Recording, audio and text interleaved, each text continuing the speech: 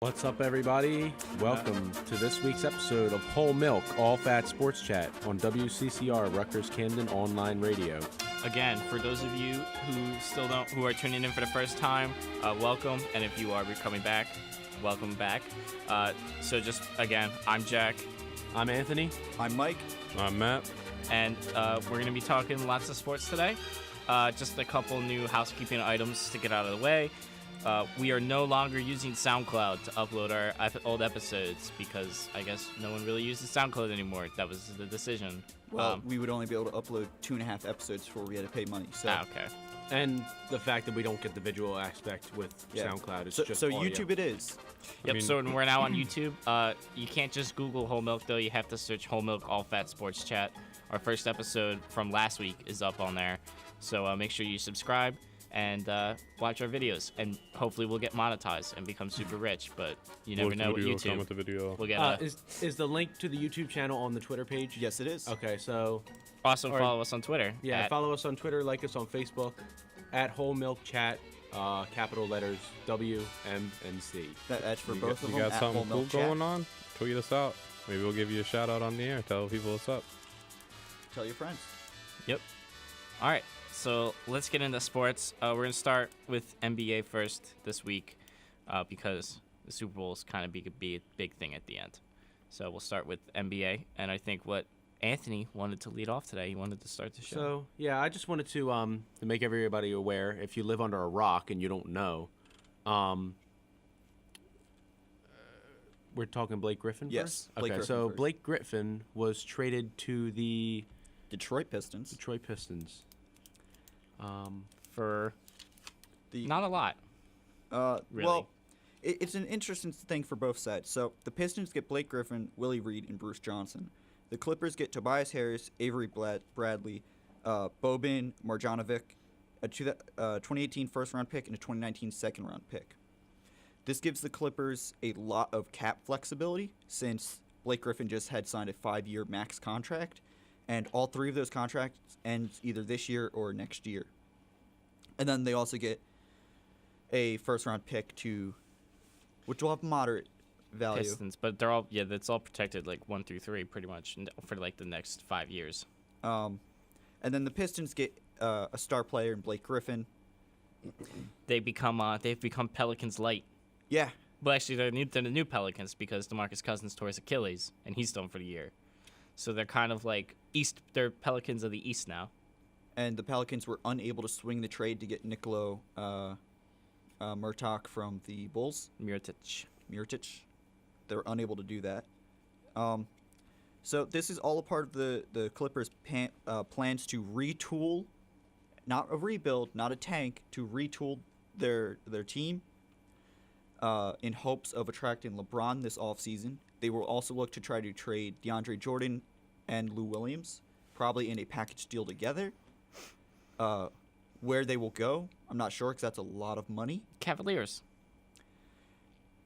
I don't think the Cavaliers want to give up that first pick, that Brooklyn pick, the elusive Brooklyn pick. Fair enough. But this is an interesting move. I think it's good for both sides in different ways. It'll be interesting to see if any of the three players the Clippers traded for end up getting traded again later in the offseason in like a signing trade or for one-for-ones. Yeah, it'll be interesting to see. Clippers are doing the cool thing where they're not going to be outright and obnoxious and clearly, obviously tanking, but they are now. Yep, DeAndre Jordan was begged to come back, and they all left him. Yep. Now Mark Cuban can't drive around crying anymore, texting all his family members asking for DeAndre Jordan's Begging. address. All right, so go to the And next yeah, Monty, topic. what else did Monty? you want to talk about? Anyway, so our next point, the point that I was misinformed a little bit. I was under the impression that we were going to be talking about this first, but now, if you don't live under a rock, you probably heard that James Harden had a monster game against the Orlando Magic. Final score of that game was to Houston, 114 to 107. James Harden broke the record previously held by Russell Westbrook at 57 points. He broke the record for the most points scored with a triple-double. He played 46 minutes in that game and had 60 points, 10 rebounds, and 11 assists. This further proves that James Harden will probably once again get snubbed for MVP, as LeBron or Steph will just swoop in and take it last second, like the past two times this happened to James Harden. Maybe this will finally be his year. Maybe. I'm kind of surprised that the Rockets still barely won that game, but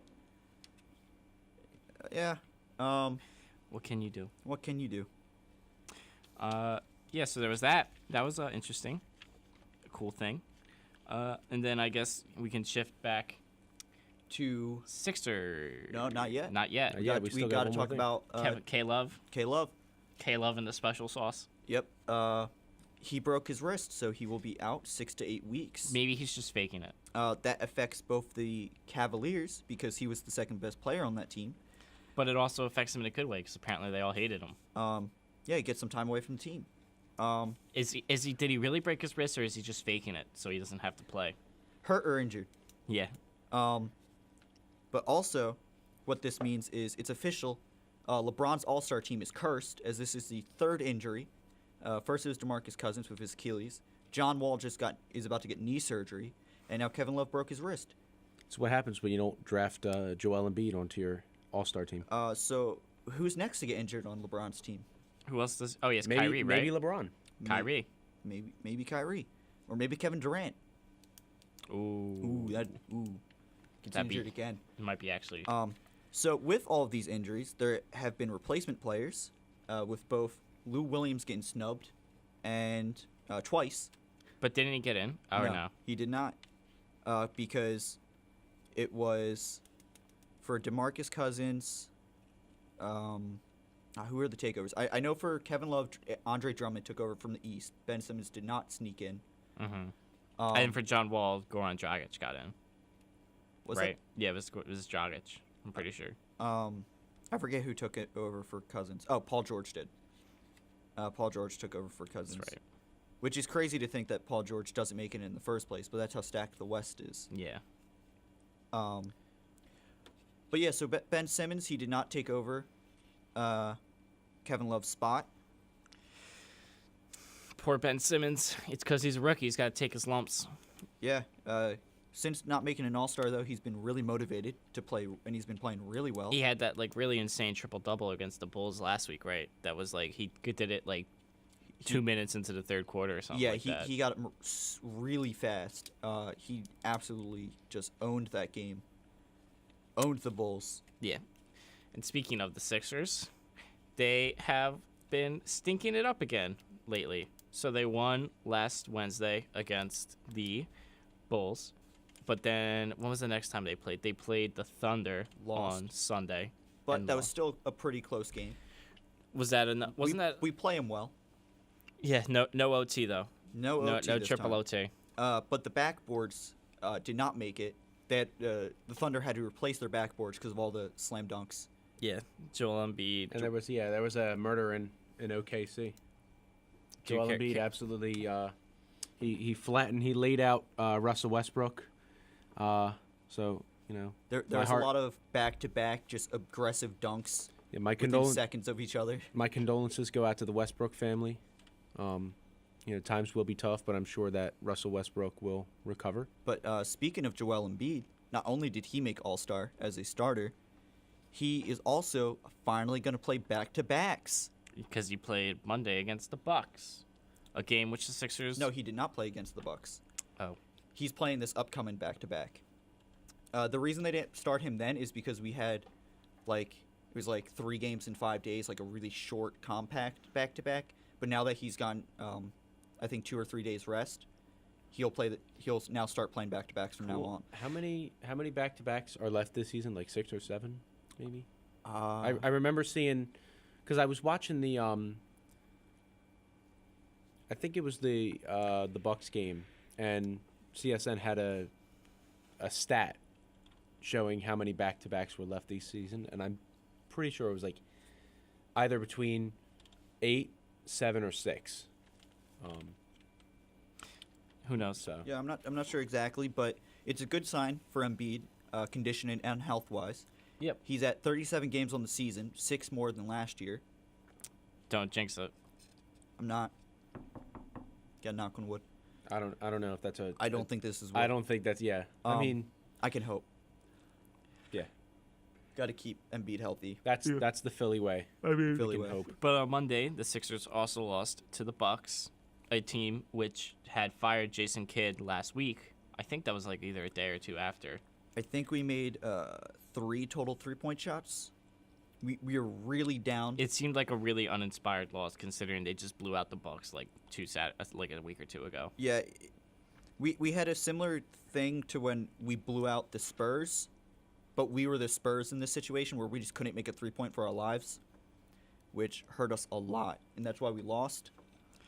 And then tonight, they are playing who? Nets. The Nets. Brooklyn Nets. I think there's a very solid chance the Sixers win that game. Ja revenge game?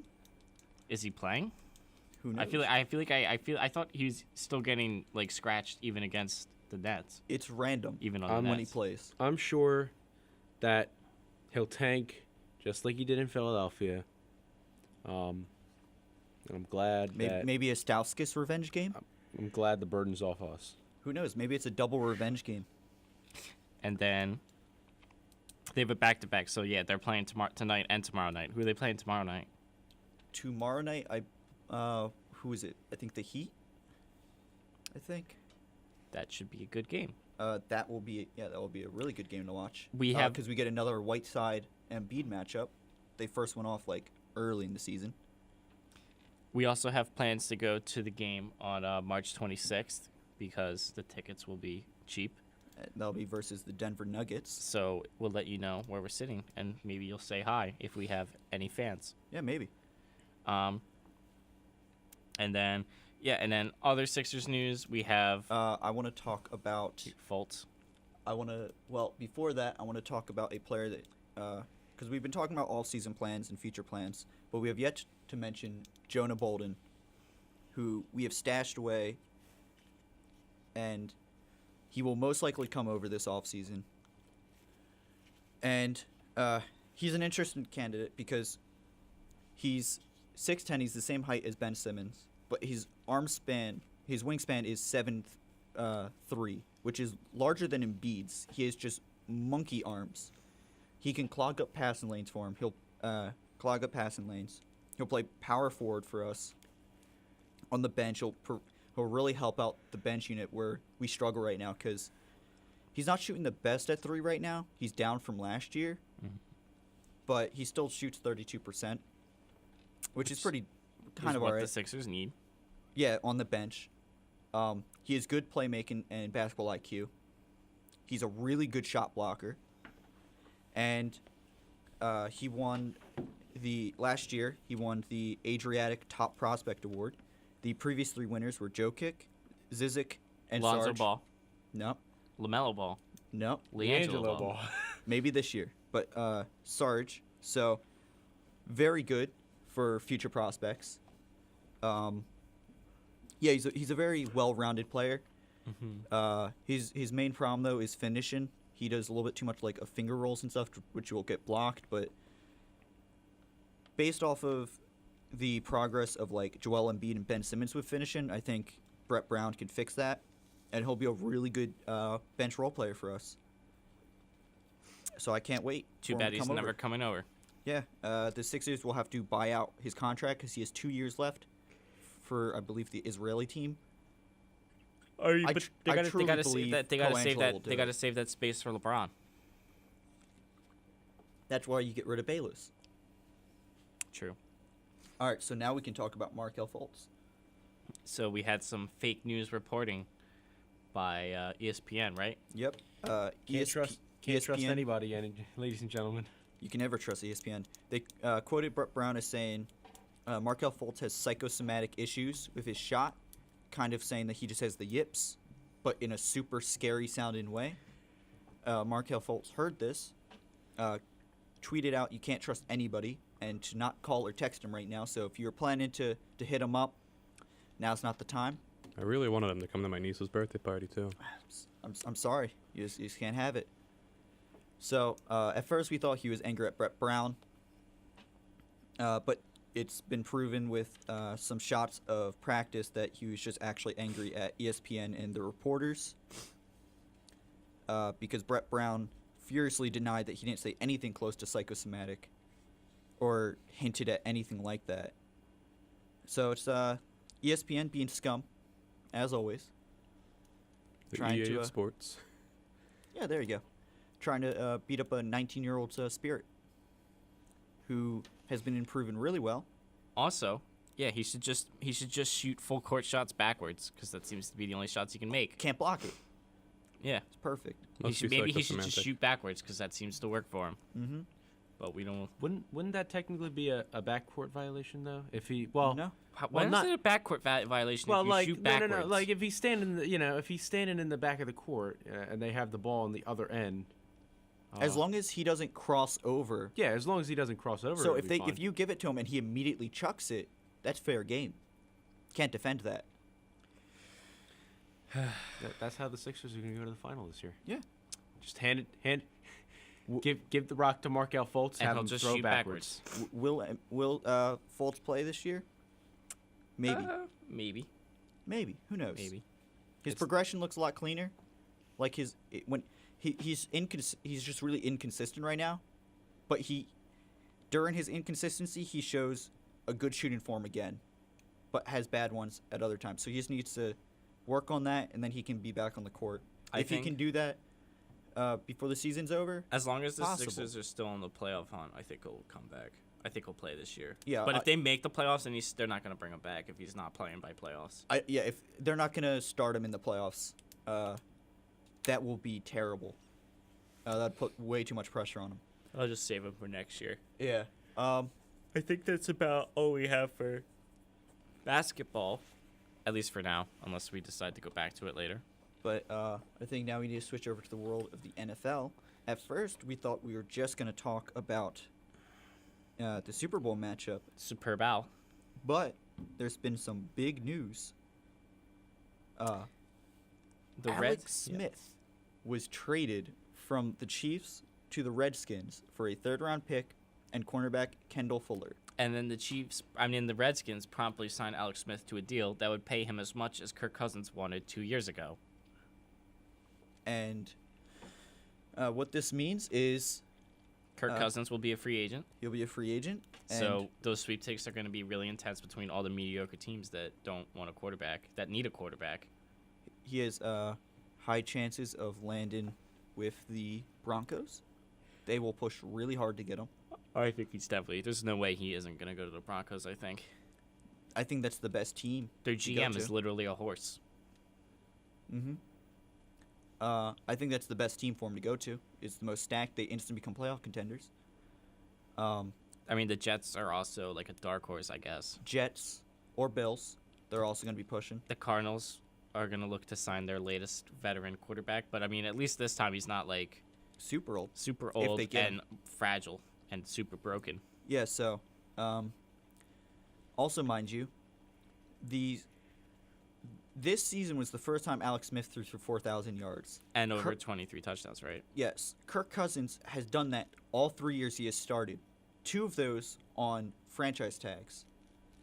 And then what the Redskins are going to do is they're going to transition tag Alex Smith and then, or not Alex Smith, Kirk Cousins, and then trade him. That would make sense. That would make sense because I can see that happening. I mean, the Redskins just really, really hate Kirk coupons. I guess because I don't understand why you would trade for someone younger and worse and trade for someone older and worse and give him the same amount of money as the guy, the best possible option you could have had Yeah. years ago. I mean, it kind of makes sense. I mean, it's a really good deal for the Chiefs because they free up a ton of cap space, They which was save what, like 17 to 19 million. which they were one of those teams that were like right up there on the cap space. They get a really strong Yeah. corner in Kendall Fuller. He was rated by as one of the top slot corners. And they have Patrick Mahomes, who I think looked good in Week 17 against the Broncos. And they now have another third round pick to help the defense. So, I mean, I think it's Andy Reid, continuing to give the Redskins 33-year-old Pro Bowl quarterbacks that are over the hump. really good move for the Chiefs, bad move for the Redskins. Well, yeah. And then we'll see where Kirk Cousins goes because, Yeah. I mean, there's also the Jaguars, too, unless they keep Bortles. I believe they are really firm with keeping Bortles. I wouldn't be surprised if they if get... he plays like he did in the playoffs, I think that's reasonable for him to do it, for them to keep him. Yeah, but they still need someone to break him to the... Well, he needs his receivers back. That's what he really needed. Yeah, he needs some He needs Allen Robinson. his offense to be healthy. Other NFL news. Yep. Fox Sports paid a ridiculous amount of money to broadcast Thursday Night Football, just a games handful. which no one ever wants to watch. And the players hate the most. They spent $550 million No, to do so. $660 million. Was it? Mm-hmm. All right, over $500 million to get the worst version of football. Yeah. So if you That's think not if you preseason. guys for all the NFL haters out there and think it's losing money, clearly not. They're still paying. If TV networks are still paying over $500 million to broadcast one game, one really bad game that really isn't watched very often, then, I mean, I don't really think the NFL's dying anytime soon. But the XFL is coming back. Yes, it is. In 2020. Vince McMahon. I mean, it failed once, so it can't fail again, can it? Maybe. Roger Goodell, look out. What's Yeah. the XFL? XFL, it's basically WWE's football league. Oh. They have some different rules, like the back of your jersey can say anything. So the most famous jersey Yeah. on the back said "He hate me." Please, I really hope, want to get that Yeah, jersey. he better come back. I hope someone does a version of "He hate me." It'll probably fail again because like bad things come in threes. The XFL lasted for a single season, and then fell apart. I think It'll take place during the I summer. mean, it could work a lot more. It could work. It could be successful considering that part of the thing they're playing on is all the people that are mad about the anthem protests. So they want to have part of the thing is they want They want to get that. they target want to market. get that market of people who don't watch the NFL because they don't think because they think not standing for the anthem disrespects the flag. So they want those people to watch, and then they're also focusing on making the game shorter. Like I think it's like they're supposed to be done in under 3 hours now. I'm trying to remember because they had a couple unique rule changes. I think it's probably gonna be like entirely dedicated. It's just gonna be all on its private streaming service. So it's probably gonna be like subscription streaming, which might revolutionize the way football is presented. And it's going to be during the summer, which is the NFL's slow period. I think that literally like starts like the week after the Super Bowl. Oh, really? I thought it. Yeah. I didn't know it started that early. So it could work, but We'll see if it lasts more than a season. We'll see if it lasts more than a season. We'll but see how much talent it brings. Yeah, because it's going to be 8 teams. I mean, like the talent deficit problem it's like NFL has a talent problem where like college players aren't ready to play pro football yet, so it takes a couple of years. Especially linemen. Yeah. So the XFL is going to deal with that with players that the NFL didn't want. Yeah, so you'll the probably quality see of a play lot might be, and undrafted part of the players. reason why people are giving up on the NFL is because the quality of play is a lot worse. Well, the XFL's quality of play is going to be probably twice as bad. So It'll probably be like around the CFL level. yeah, I think they'll really make it like really cartoony. I probably. think they might try to get some ratings. I think they might try to bring in certain receivers that always ask to get back on the Yeah, team. I could definitely see Ocho Cinco doing it. Or T.O.'s probably too old. It would be too old. I think he'd still try though. Yeah, he could. He was contacting the Jags to join this year, and he contacted the Giants. So we'll see. Now maybe by then he'll actually be in the Hall of Fame. Yeah. Probably Um, not, though. He's too much of a diva. Which I think is stupid. It shouldn't affect him. Yeah. So, but I think that was like the other big NFL news that occurred during the week. So now we also have, as we said last week, we were going to get a lot more in depth with our Super Bowl coverage this week.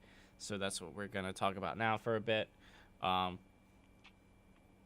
mean, the Patriots Super Bowls have historically been very close. so it will definitely be a good game. How it will play out is yet to be seen.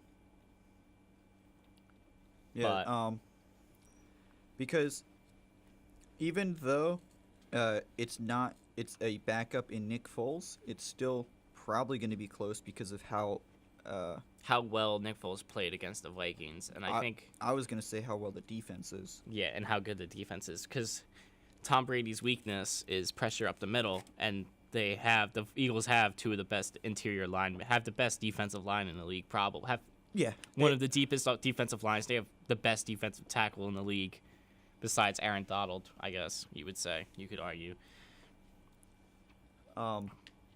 Yeah, and they have 8 guys.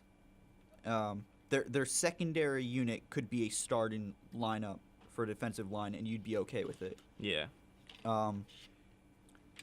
So with that, that's going to make it a lot easier for the Eagles to rush nonstop throughout the Yeah. game.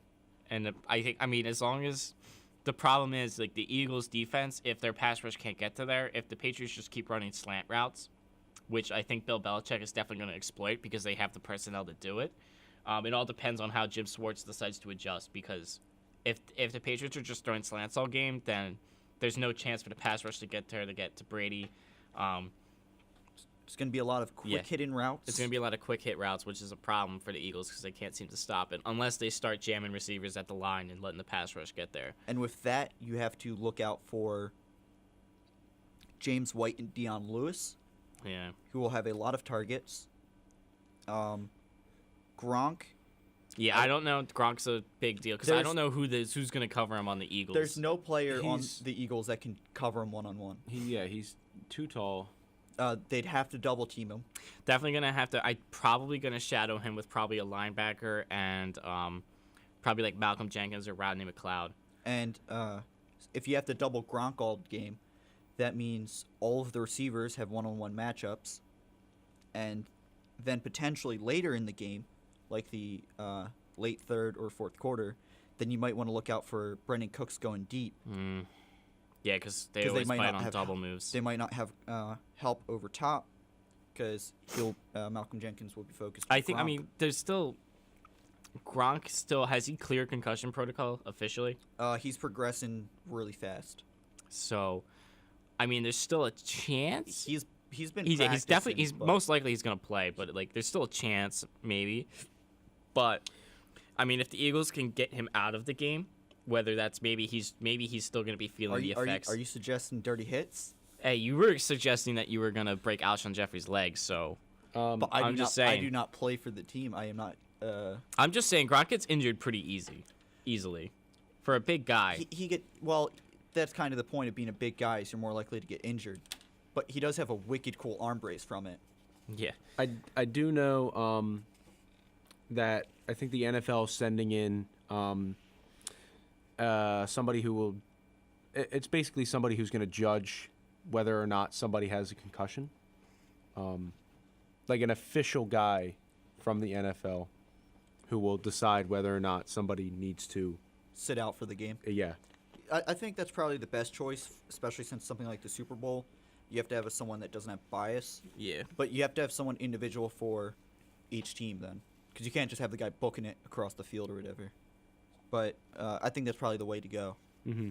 Especially with, a lot of ex-NFL players, well, like previous NFL players who are now coming out with all these, head trauma injuries and CTE a lot of and stuff, yeah. exactly. Yeah, I mean that's like the big key matchup of the game is the Eagles D line versus the Patriots O line. Because if that pass rush, I mean the Patriots O line, it's definitely not it's not good. Yeah, it's so It's not as good as it has been in years past. So I'd say probably one of the better years was 2011, and then most of them retired or left the team after that. Yeah. It hit a really downward spike in 2014 or 2015 specifically, but then since Dante Scarnecchia came back, it's been round in the corner. Mm-hmm. But I believe Cannon's been on off being injured, or actually, I think he might be on IR actually. I think he I think he is on IR actually. Yeah, but I mean. But It's like I don't really think the Eagles, the Patriots. I mean, the thing is, like the Eagles D line, part of their success has been that the fact that it's so deep, they're able to rotate. So a lot of guys haven't really played like a full season of snaps up to this point. So they're gonna be still pretty fresh. I don't really know. The Patriots, the best defense they faced was the Jaguars. And while the Jaguars' pass rush wasn't really getting to Brady as much, I think the Eagles have the better personnel designed to make Brady look not Brady. So we'll see what happens. I mean, it all comes. I mean, Fletcher Cox is probably going to be double teamed all game. So it all comes down to that second D tackle: Brandon Graham, Vinny Curry, Derek Barnett, Chris Long, who's always been coming. He's been coming up big lately. So I think he's definitely a very clutch guy. You're going to want out there a lot. and then what you're going to see is Gronk is probably going to block for a lot more snaps than you think. Yeah. Which will be good because that'll eliminate him from the game. But at the same time, you still have to account for him and go to cover him, so you waste a player. Because he's a really good blocker. So he's probably going to block for a lot more than you think. Maybe Dwayne Allen, double tight end sets. Put in like Mike Gisley to block. They're going to definitely be doing very quick routes at the beginning of the game, probably throughout the entire game, if not until like fourth quarter start to open it up more. Yeah. But the Patriots have a way to make defensive coordinators get scared. Yeah. And I don't think Jim Schwartz is that kind of coach though, in my opinion. And change their play calling during the game, because the main thing about Patriots to beat them is defensive pressure and to play man coverage. However, it's pretty much physically impossible to play man coverage for an entire game. So you got to start using zone. And that's where you fall into problems, because Tom Brady just destroys zone coverage. There's a great video on it. I believe it was called "How the Patriots Use Fear" for their play calling. It's definitely I feel that part of the thing with a lot of teams that face Patriots and really I feel like it would be a general rule for any team that's had this much success in the past. Being in a situation like the Super Bowl, which is the biggest game of the NFL, and being up against a team like the Patriots, you really need to. I mean, I'm not a professional coach. I'm not a defensive coordinator or offensive coordinator or a head coach of a team. I really have no experience with football whatsoever. But I feel one of the things that the coaching staff will have to do is they'll have to run, I would say, mental checks all throughout the game to make sure that they're not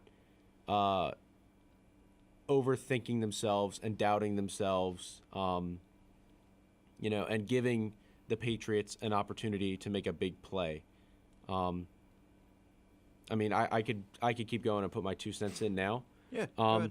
I think that the Eagles definitely have a really, really, I would say a really good chance of winning this game. I'm going to start off with my joke that Tom Brady has the Madden curse this year. So, you got to take that into account. He was on the cover of Madden 18. He also has the curse of the quarterback that leads the league in passing yards does not win the Super Bowl. Mm-hmm. And he could still be MVP. And the teams that have had the MVP in the past couple Super Bowls have wound up losing the game.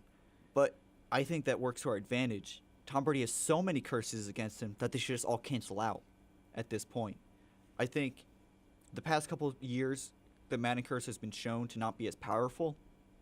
Ever since Calvin Johnson broke the single game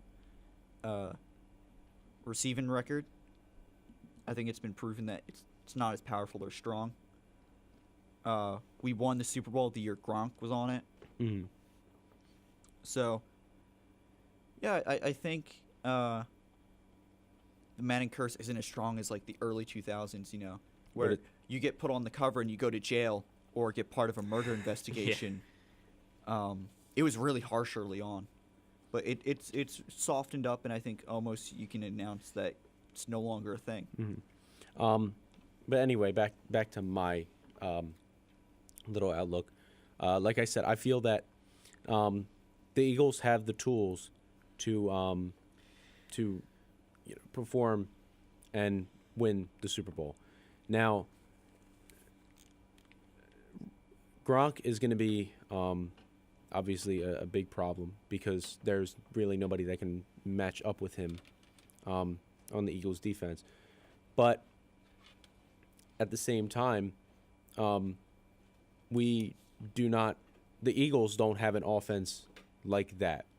The Eagles' offense very much has a lot of players that can perform at a high level, as we saw in the Minnesota game. And Nick Foles can really either throw to any receiver, and most likely, if there's some sort of confusion, they can come out with a good play. And then obviously we have an extremely strong ground game, LeGarrette Blount being a Super Bowl running back, and Jay Ajayi being an absolute freight train whenever he has the ball in his hands. So, and obviously the Eagles have a strong offensive line. So the offense has the tools to succeed, and so do the defense. The D-line is obviously extremely strong. But the biggest thing is that they have to make sure that down the field, all of Tom Brady's options to pass to are covered long enough to that, or to the point where that the pass rush can get to Brady, because once he starts taking hits, I think that will cause trouble for really any quarterback, not whether it be Tom Brady or Ben Roethlisberger or any high elite level quarterback. If you get I think everyone knows, especially, quarterbacks don't like being rushed, and Tom Brady statistically has a huge drop off when he gets a lot of pressures and hits on him. Yeah, that's how the Chiefs beat him too. Yeah, but they haven't been. They've never are truly a good out of the gate team because we throw around our defense so much to figure out what it is. Over half the defense is new. But everyone says like the Eagles' defense is stronger. However, the Patriots have one advantage defensively. The Patriots' secondary is a lot stronger, I believe, than the Eagles' secondary. Because unlike the Eagles, the Patriots have someone that we can cover Ertz effectively in Patrick Chung. He's a good safety linebacker hybrid. Since he left the Eagles, Belichick figured out how to effectively use him. We have a great safety duo in Deron Harmon and Devin McCourty. And then Stephon Gilmore, Eric Rowe, and Malcolm Butler are all very physical corners, which will make it hard for Alshon Jeffrey and like Torrey Smith, Nelson Aguilar to get open out deep. So I think offensively, they'll have to change up how they play to change up their play calling, which will throw Nick Foles off.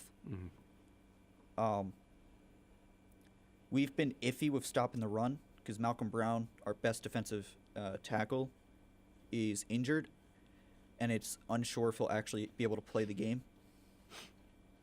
And if it does, that he can't play, that'll hurt us a lot.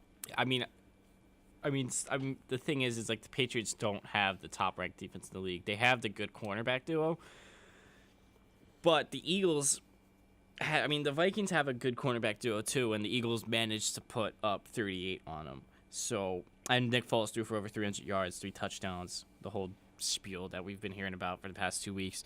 But the thing is, it's like as long as Nick Foles keeps that confidence and he keeps that same level of play, I definitely think he can keep pace with Brady in a shootout. I don't think he can be the guy that gets him over the hump. The defense is going to have to step up and make the stops necessary to get the win. But I don't think I think the way Nick Foles has been playing, he's not going to be the reason we lose the game. I think it's going to come down to coaching and defense. But I don't think Jim Schwartz is definitely not the type of defense coordinator that's going to get scared by the Patriots because he's coached against them before. Doug Peterson has coached against them before, and Doug Peterson has proven he's been he's been very good at game planning these playoffs. He's been very, very good play caller all season long.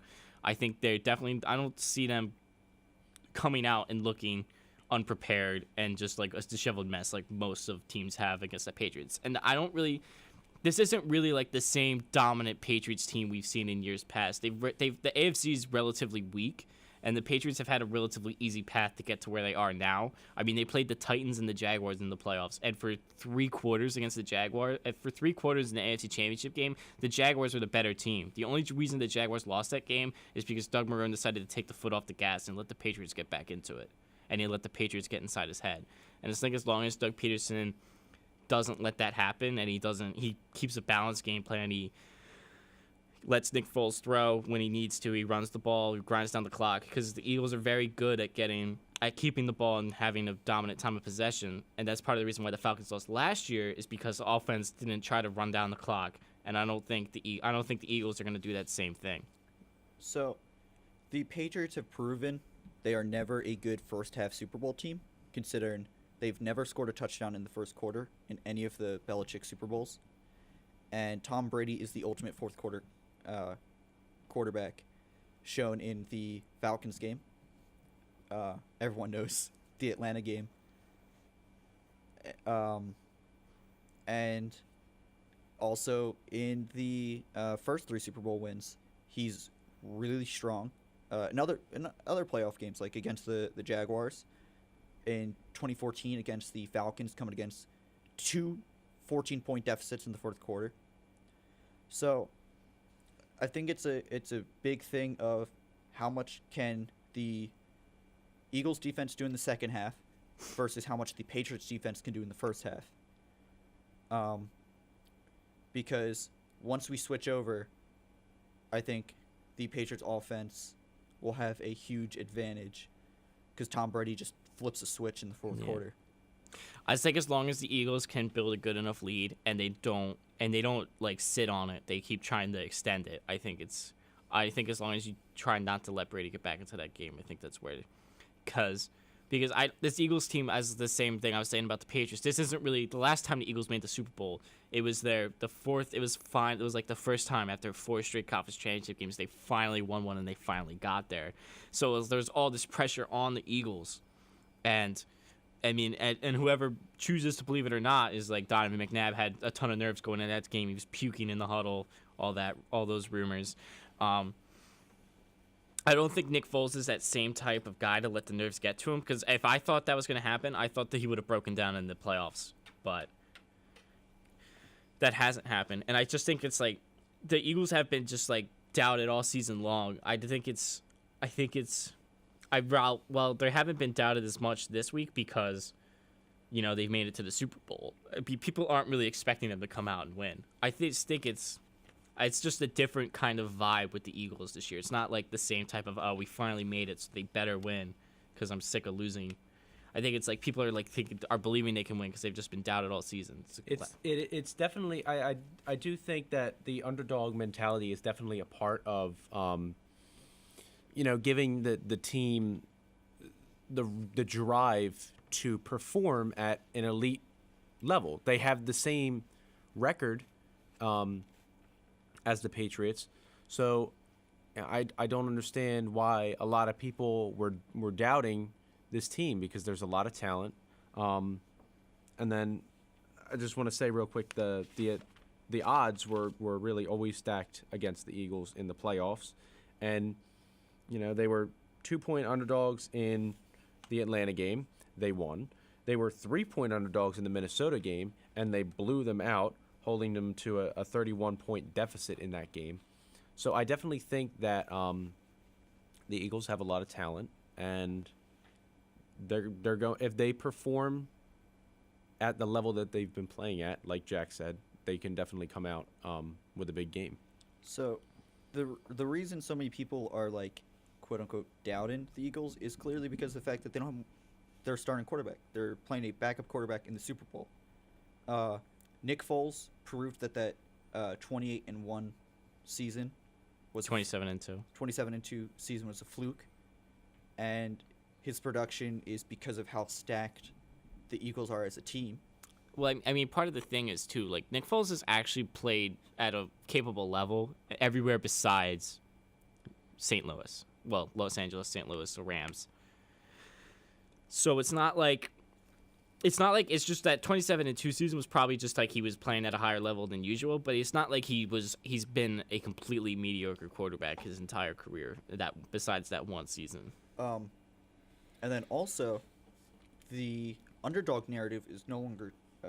You can't use that anymore because Nick Foles said himself, "We aren't the underdogs anymore. We're in the Super Bowl. We're the best team, if not second best team. You can't use the narrative underdogs." The only one where you can clearly say like an underdog in the Super Bowl was 2007, and that's because the Patriots were undefeated, and the Eagles or the Giants were a wild card team that really didn't deserve to make it to the playoffs that season. That's really the only season where you could say there's a clear like underdog in the Super Bowl. You know who the last backup quarterback to win a Super Bowl was? Who? Tom Brady. Yes. So, it's just Mike. It's not impossible. It's not like we're starting a backup quarterback. It's like, oh, it's so bad. I mean, Jeff Hostetler. I mean, it's like literally like the Giants. I mean, the 1990 Giants and the Eagles are practically like almost the same team. I mean, like I said, Steven Kostowski, wide right, calling it. But you also have to remember that the 2001 to 2004 Patriots defense was like historically insane with how stacked it was, because the offense cost like a pack of peanuts and a bag of chips.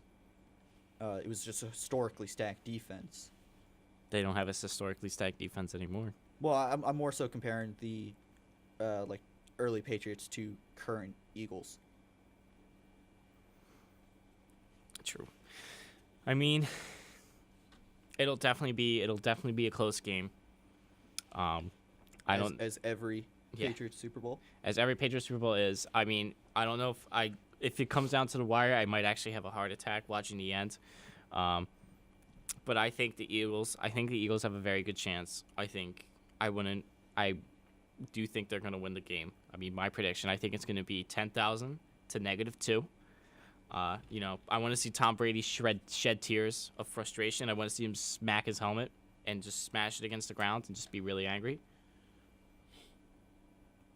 I want to see Bill Belichick with his arms crossed on the sideline, just staring with a scowl on his face, pissed off. I want to see, just like I saw against the Vikings. I want to see a lot of sideline shots of just pissed off Patriots players just sulking in misery. So I want to see the Eagles D-line have a nice, nutritious bowl of Brady bites. Pour a little, get a nice ceramic bowl. Pour some pieces of Tom Brady. Pour some whole milk in there. Yeah, after he gets shredded up by the Eagles D-line, And then pour some whole milk. Get some whole milk. And just eat them up. do you guys just want to go right down the line on position groups and see who we think each one has the advantage? Well, I mean, quarterback. I mean, Obviously. clearly Philadelphia. Oh. Tom Brady's a scrub. Yeah, he was drafted in the 6th round. How do you expect him to win a Super Bowl? No, seriously. Obviously, the Patriots have the edge there. Running back is really close. I'd say Eagles, because the Eagles have more running backs that you could truly run the ball and grind down the clock with. Well, the Patriots have ran the ball with Burkhead, Deion Lewis, James White, and Mike Gisley. Mike Gisley has fallen off. He's not going to probably stay with the team. But receiving-wise, I think the Patriots have an edge with their running back group. Yeah, receiving-wise, yes, but running-wise, I say Eagles. So I think that might be a wash because they both has an advantage. They both have like an advantage in different ways. If I had to pick one, I would say Philadelphia. For running or for running back groups. Now, because Deion Lewis and James White are both way better pass catchers than anyone on the Eagles running back. I mean, are we talking about specific players? Or are we talking about like position groups? Position group. Like situational though? Like, Just the position group of running backs, Now- which team has the advantage? And I think it's a wash because I think receiving wise, Patriots have the advantage, but pure rushing wise, the Eagles have an advantage. I mean, at the same time, I mean, I'm gonna be honest. I don't know the most about football, but I do feel like the Patriots have a lot of concentrated receivers, like Gronkowski is really the only one that comes. Well, we're talking about running backs right now. Oh, we're talking about running back. Okay, well then, yeah, but going on to the receivers, yeah. Well, we haven't fully decided Oh, for okay. running backs. I thought you were okay. My mistake. But yeah, running backs definitely the Eagles. All right, so I'm gonna do a check 2/3 on the Eagles side. I don't know what that means, but wide receivers. I would say the Eagles have more of a dynamic receiving duo, but I think the Patriots have better possession receivers. You have the clutchest postseason wide receiver all time, Danny Amendola. Yeah, but you don't have Julian Edelman, Yeah, Julian. and you Edelman. have Brandon Cooks, who I feel like he should have. I feel like he had like a very underrated season. I feel like no one's really talked about him this year. It took him and Tom a good bit to build a relationship, just like Alshon Jeffrey and Carson Wentz. It took a little bit into the season for them to get deep passes down. Yeah. But he'll have like a 120-yard game every now and I then. think the Eagles one is a lot more versatile in what they can in the skill set and what they can do, because you have Alshon Jeffrey, who can make the big jump balls, and he can also run deep routes. You have Torrey Smith, who's your deep threat, he's played better lately. You have Torrey Smith, who's your deep route, so he's a good like decoy because that's what they use him as a lot. I mean, he gets open. It's just he can't catch the ball sometimes. And Talking like Okay. talking to it. And then you still have Nelson Aguilar, who's their good slot threat. I think Nelson Aguilar, I think he's going to be a big game for him and Eric Rowe. So we'll see who was the better pick the 2015 draft. But you have to remember our secret weapon, Philip Dorsett. He'll get Oh, like God. one catch in the Super Bowl. He'll probably have like one deep touchdown that'll like just bite the Eagles. He'll get one catch of like 25 yards, and that'll be it. That's all he'll show up. But I think the Eagles, if I had to pick, I would say the Eagles in terms of just the versatility that they have. I think because Edelman is injured and he's been out for the season, and also Malcolm Mitchell, if they were both healthy, I would say the Patriots. But I think I have to agree with you with the current state and health. I think it goes to the Eagles. Tight end. I mean, they have Gronk, who's the best tight end in the league, but I would say the Eagles have a lot more depth at tight end because Ertz has been he's been December all year for him, so it's kind of good to watch. But they have Brent Selleck, who is good for usually like 1 or 2 catches a game, but he's also a very good blocker. And they also have Trey Burton, who he's probably going to be starting on a different team by the start of next season. But I mean, I still have to give it to the Patriots just because Gronk is such a strong. yeah, he's such a what's the word I'm looking for? He's Such a an X mismatch. factor, and Yeah. it creates such a huge mismatch every single game. He has the most touchdowns since he was drafted, and he missed over a season's worth of games in that time. He is just the greatest of all time to play. I don't think he'll be able to pass Gonzalez's records, except for touchdowns. But yeah, Gronk has the highest prime. Yeah. O-line, very clearly Eagles. Yeah. D-line, Eagles. We don't have to talk about that. Linebackers. Is Dante Hightower injured? He's been on IR since like the midpoint of the season. So See, I feel like I don't think either team has very good linebacker. Well, actually, no. Michael Kendricks and Nigel Bradham have both been really good this year. yeah. And then the Eagles still have Donnell Ellerbe, who hasn't really played a whole lot, but he's more than capable of at least filling like a void. We have the star linebacker group of Kyle Van Noy, who's actually been a decent guy since we got him from Detroit. Shea McClellan from the Bears. Wasn't he like a first-round pick? Yes. And we acquired him for I think a 4th or something like that. Marquise Flowers, part of the Flower Gang that we have on the defense, because we also got Trey Flowers. Who else is like Tyler the Creator, part of the Flower Gang? If he joined the Patriots defense as like a cornerback, yeah, he could join the Flower Gang. I mean, you're really gonna diss my boy like that, showing up with the Grammys, with the flower on the Louis Vuitton jacket, With the clout. the leopard, was it leopard or cheetah print hair? Leopard print. Was it so leopard print hair, and a Louis Vuitton jacket with a flower drawn in Sharpie, right next to where the pocket is. Yeah. Yeah. So like linebacker, because of the fact that Dante Hightower, if he was healthy, would be the best linebacker in the game, but he's been out for like most of the season. I think the edge does go to the Eagles. Yeah, I mean, but not by much. Yeah, I don't really think they won't really be too huge of a factor. yeah, they're not gonna have a huge factor in the game. I'll do another like 2/3 thing, and then secondary. I think It's obviously Patriots. I Yeah, would say. 'cause- I mean, the Eagles don't have a Malcolm Butler and a Stephon Gilmore. and you also don't have a Patrick Chung. The closest you have is Malcolm Jenkins, but by making him guard Gronk, you probably Eliminate him for most of the game. You lose your best like your deep safety. Yeah. So, this gives the Eagles. Wait, so what about special teams? Oh, special teams, yeah. How could I forget that? I'm a Patriots fan and I forgot special teams. Yeah, like what you've won like 4 Super Bowls on. Yeah. I mean, if it comes down to a super long field goal, I would give it to the Eagles. But I mean, I feel like Kostowski has been missing a lot more kicks recently.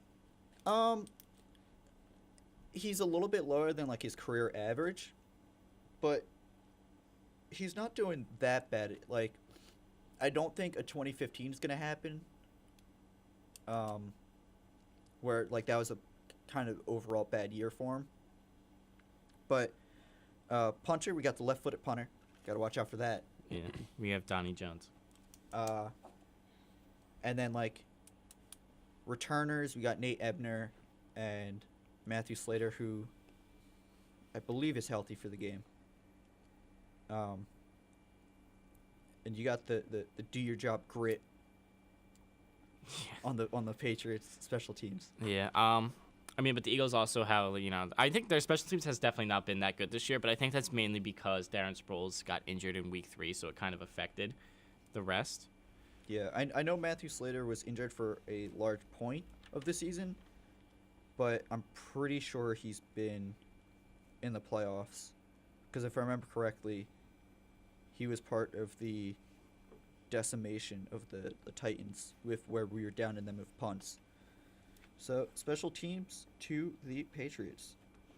But I mean, I still, like, it's the thing is, like, the Eagles have a better long range kicker, a very good.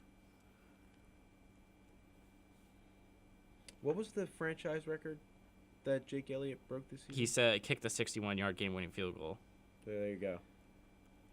and I think he's been a pretty clutch kicker. It's just he can't make anything past like it's like anything under 40 yards is like a struggle for him.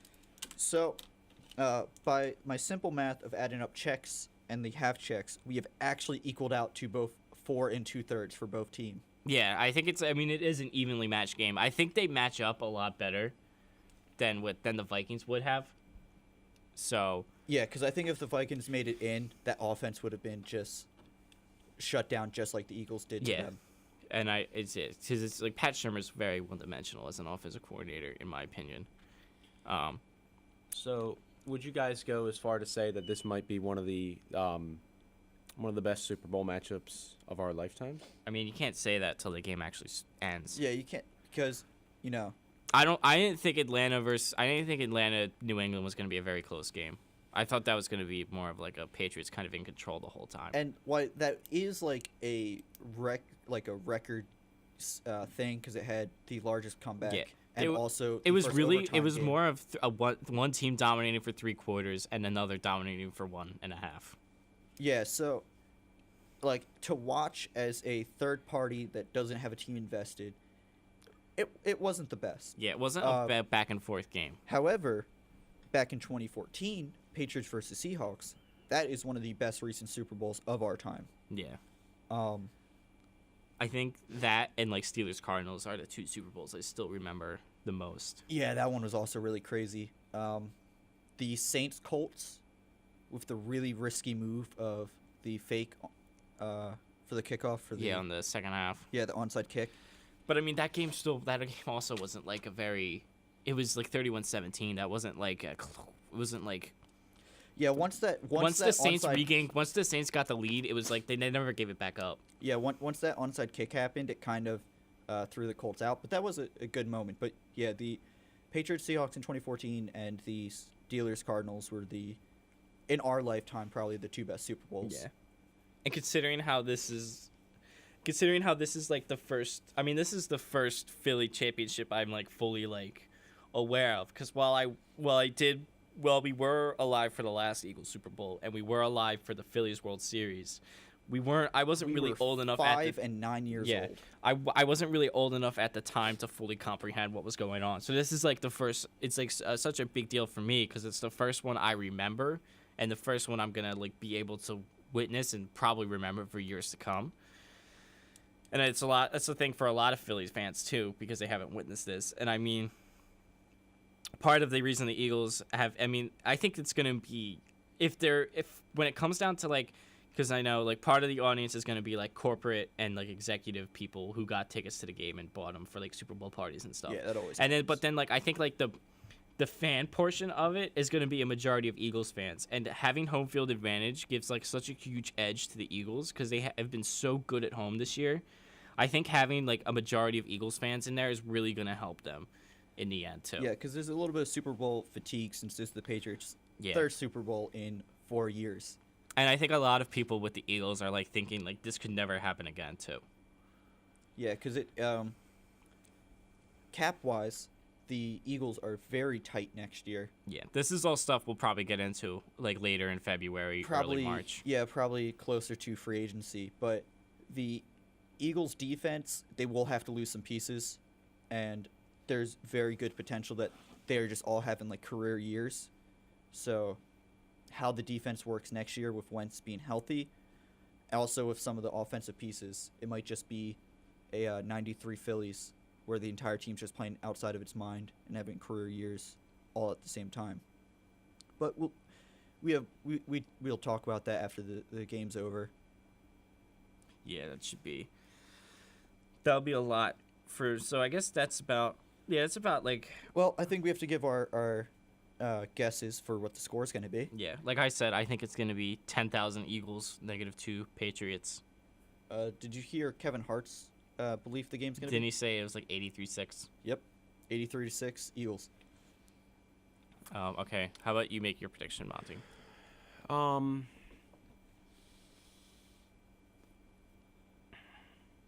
I definitely think it's going to be.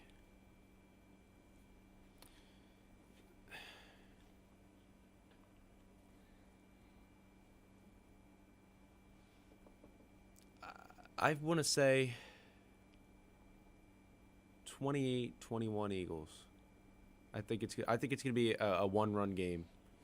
A one-score game. Or yeah, one touchdown game.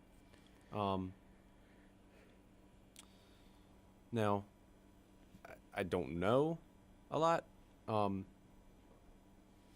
but I do feel like it's going to be a close game, since it's such a good matchup. Mm.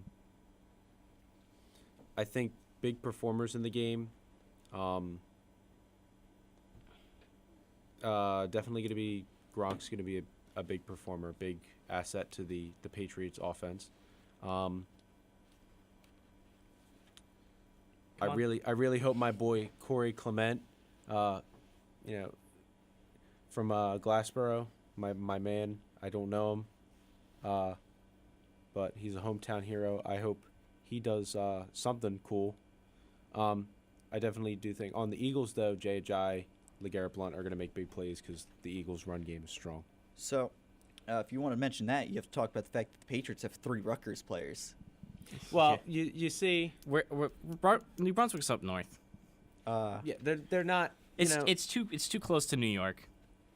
If they were Raptors, then If they were Scarlet Raptors, then I'd be a lot more passionate. Well, our Plus, if they email were Raptors, they'd totally win. our email that we received talking about the fact that 3 Patriots were from Rutgers says otherwise. Yeah, but that's all. What you call it? That's all like that. That entire mailing list is all Scarlet Knights. That's not Scarlet Raptors. All right, you so- know who else went to Rutgers? Ray Rice. Ooh, leave that be. So, I'll make it known that I was 3 points off of guessing the Super Bowl correctly last year. If the Falcons had kicked a field goal in overtime first before the Patriots scored, I would have been correct. So I'm going to make another prediction this year, which I think will be very close. I'm going to say 32-28 Patriots, 4-point lead. Homer. What a surprise. I picked the team I'm a fan of. Says the guy that says 10,000 and -2. Well, he's about to make his accurate prediction. Well, I think my accurate predictions. I would say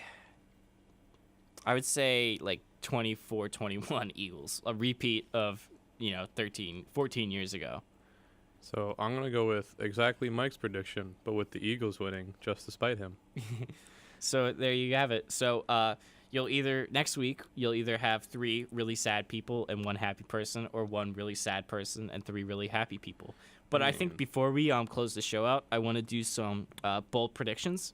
A couple of the bold predictions I have. There's definitely going to be a segment on the Eagles fans and probably something to do with the NFC Championship game, and then also just their history in general.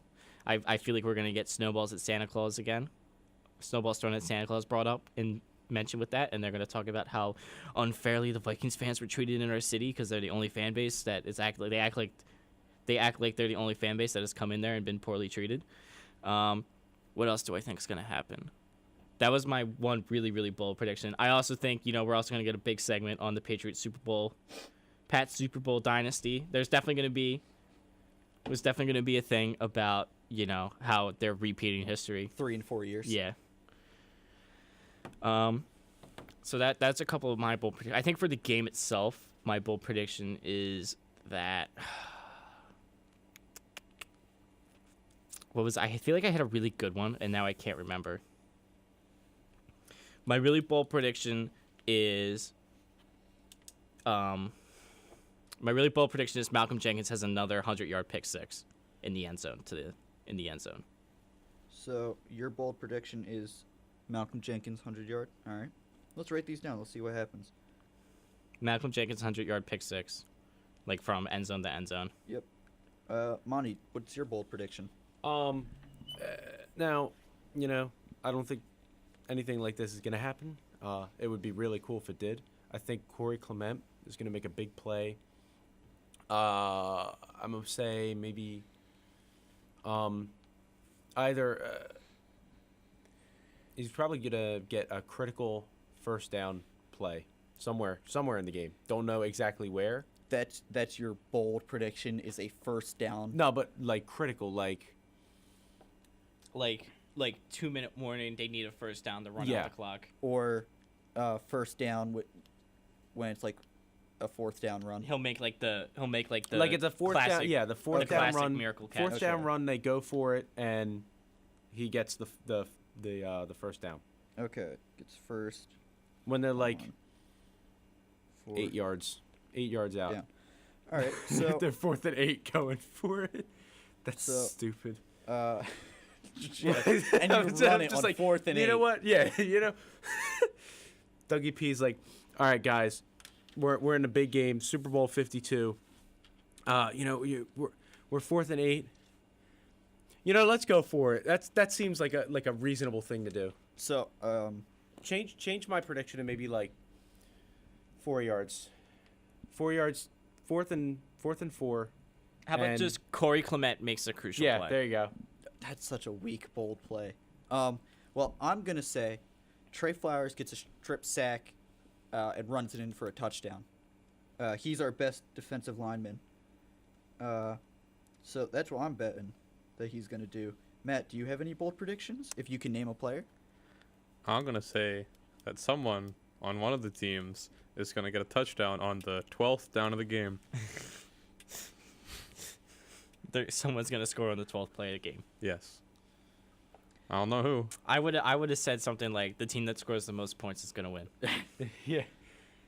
Nah, that's a little too. That's boring. You gotta have a Also spicy put pick. down Chris Collinsworth has a segment about Eagles fans. See, either way, I get homemade buffalo wing dip, so I don't care who wins. Where's Matt? You should do something super spicy, like one of the quarterbacks goes down early in the game and has to be played by the backup. Something super spicy like that. But what if Nick Foles go down? Tom Brady slices his thumb open in the first jams his hand drive. again. Yeah, first drive of the game. I think if he does that, he'll just let it bleed throughout the game. Yeah. I don't think you're good.